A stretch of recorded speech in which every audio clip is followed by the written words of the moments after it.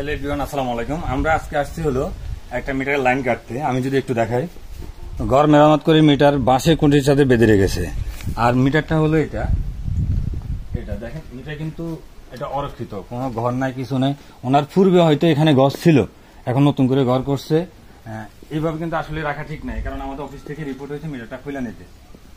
ভাইজান, এখন এটা কি করবেন? আপনারা কি আবেদন করছেন?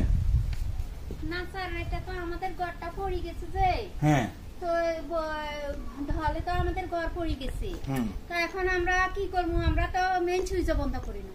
তো এখন এবার মিস্ত্রি গায়ে ডাকছি, আর মিস্ত্রি কাছে এখন আর কি করবেন? ঘর তো পড়ে গেছে, তো এরা এবারে এখানে লাগাই দিছে। আর না শুনেন, আপনারা ঘর পড়ছে, ঘর অলরেডি করে ফেলছেন। এটা তো সেনাবাহিনী করে দিছে।